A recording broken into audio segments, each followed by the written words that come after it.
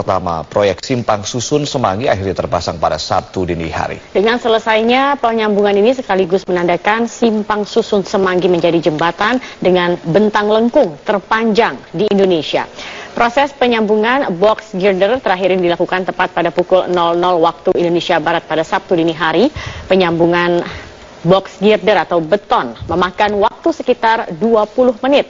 Simpang Susun Semanggi menjadi jembatan dengan bentang lekung terpanjang di Indonesia, yakni 80 meter. Setelah pemasangan ini di lintasan pertama, pemasangan box girder selanjutnya di lintasan kedua yang menghubungkan arah Cawang hingga ke Bundaran Hotel Indonesia. Jembatan Simpang Susun Semanggi diproyeksikan akan mengurangi kemacetan di kawasan Semanggi hingga 40%. Proyek yang menghabiskan biaya hingga 345 miliar rupiah ini direncanakan akan rampung pada 17 Agustus 2017 mendatang.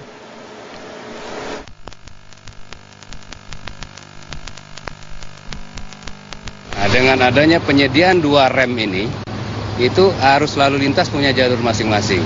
Jadi dia tidak ada lagi benturan-benturan antar kendaraan. Kalau berdasarkan studi JICA itu mungkin bisa mengupgrade tingkat layanan lalu lintas itu sekitar 30-40%. Proyek pembangunan Simpang Susun terus dikebut dan pemasangan box girder ke-22 di proyek Simpang Susun Semanggi sudah dilakukan tadi malam. Dan untuk informasi selengkapnya akan langsung disampaikan rekan Trianisha langsung dari Semanggi, Jakarta. Nisha, bagaimana selanjutnya proyek Simpang Susun Semanggi ini setelah box girder ke-22 telah dipasang?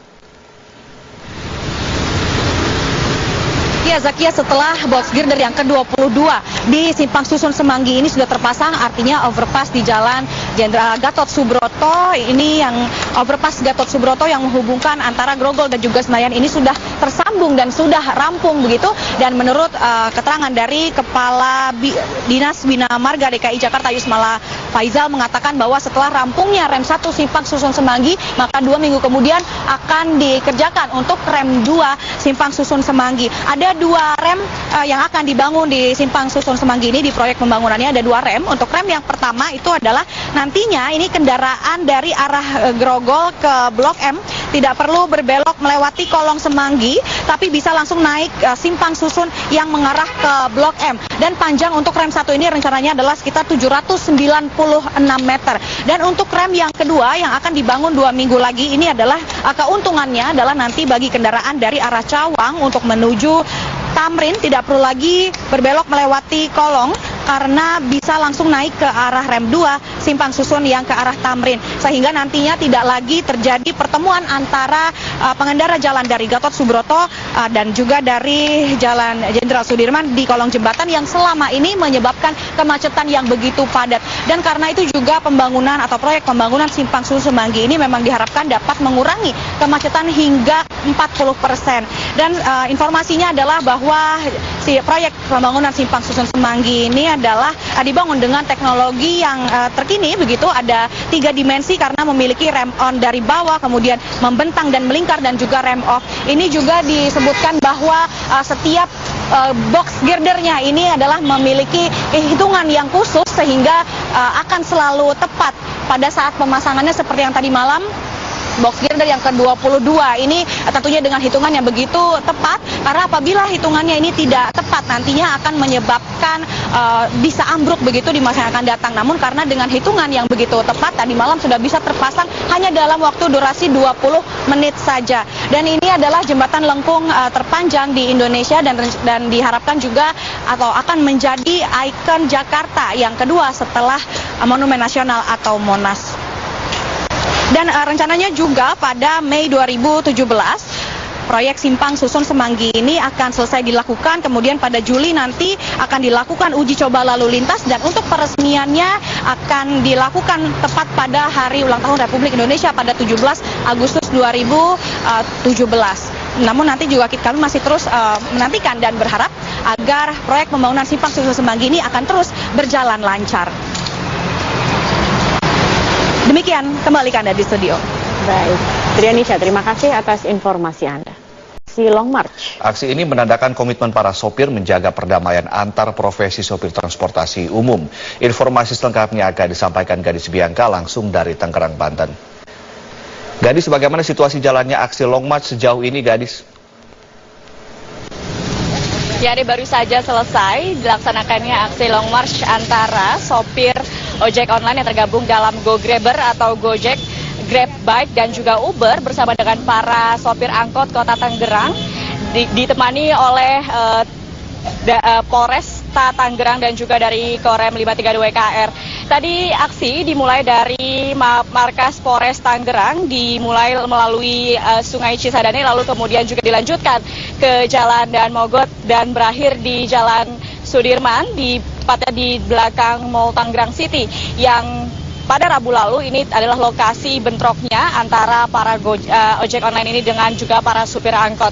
Aksi tadi dimulai di Mapolresta Tangerang dengan bersalam-salaman antara para supir, dan ini menandakan bahwa komitmen mereka menjaga kedamaian dan juga keamanan Kota Tangerang supaya lebih tentram, dan mereka berkomitmen untuk menjaga etika profesi masing-masing dalam mencari rezeki di Kota Tangerang. Dan saya sudah bersama dengan Kapolresta Tangerang, Bapak Hari Kurniawan. Selamat siang, Pak. Ya, selamat siang, Mbak. Pak, ini apa, Pak, tanda kemudian nanti akan dilanjutkan seperti apa? Apakah ini kemudian para ojek online dan juga supir angkot bisa mencari nafkah seperti biasa, Pak?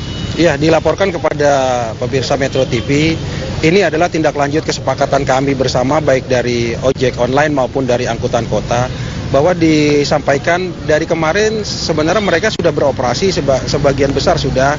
Hari ini kita yakinkan juga kepada masyarakat seluruh Kota Tangerang bahwa mereka sudah melaksanakan kegiatan, dan hari ini mereka memang kita fasilitasi untuk melaksanakan rekreasi bersama, untuk berkonvoi bersama-sama keliling Kota Tangerang. Ini dikandung maksud meyakinkan kepada masyarakat bahwa angkot dengan ojek online itu tidak ada permasalahan.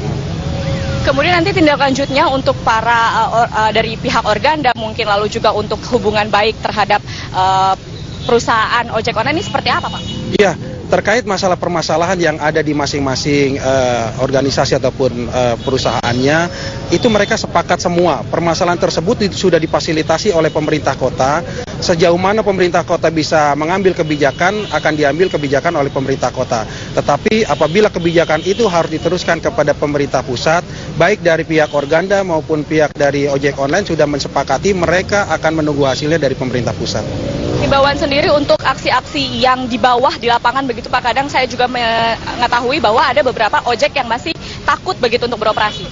Iya, kami yakinkan kepada baik dari angkutan kota maupun ojek online, ada memang beberapa berita yang hoax ataupun berita yang tidak bisa dianggap itu benar, itu dianggap bahwa itu berita yang tidak benar. Kami yakinkan kepada para masyarakat semua yang ada di Kota Tangerang, kami aparat kepolisian baik dari Polres maupun dari Korem, dari Kodim, semua sepakat dengan pemerintah kota akan menjamin dan meyakinkan akan menjaga keamanan Kota Tangerang. Baik, Pak Hari, terima kasih banyak waktunya. Jadi tadi juga aksi damai Long March ini dilakukan dengan penuh sukacita oleh para supir angkot maupun juga supir dari ojek online, dan mereka sendiri sudah saling memaafkan dan meyakini bahwa nantinya mereka akan dapat melaksanakan atau bekerja seperti biasa tanpa harus takut adanya bentrokan, karena memang aksi balasan yang banyak tersebar di sosial media ini hanyalah bentuk dari hoax. Demikian, Ade, kembali ke Anda. Baik, terima kasih Gadis Bianca melaporkan langsung dari Tangerang, Banten. Keluhan warga terkait angkutan umum serta kisruh yang terjadi di Kota Bandung, Wali Kota Bandung Ridwan Kamil akan meluncurkan transportasi keliling Kota Bandung. Sementara di Makassar, pengemudi angkutan dan transportasi online sepakat melaksanakan revisi aturan Permenhub nomor 32. Banyaknya warga yang berpindah menggunakan transportasi online membuat Pemkot Bandung membangkitkan kembali transportasi angkutan massal dalam kota atau yang biasa disebut angkot. Transportasi umum yang dipopulerkan dengan nama angklung ini nantinya akan diluncurkan dalam beberapa pekan ke depan.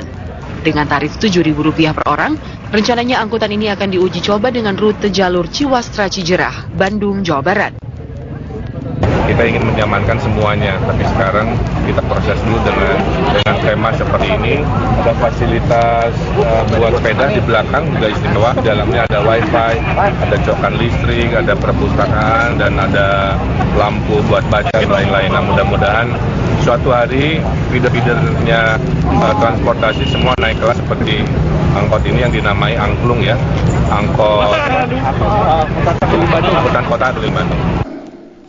Sementara itu di Kota Makassar, Sulawesi Selatan, setelah melakukan revisi kedua uji publik Peraturan Menteri Perhubungan Nomor 32 Tahun 2016, Dirjen Perhubungan Angkutan Darat Puji Hartanto menekankan agar peraturan ini segera diterapkan, karena baik transportasi online dan angkutan umum telah menyepakati beberapa poin, diantaranya adanya sanksi pemblokiran jika ada pihak yang melanggar kesepakatan itu.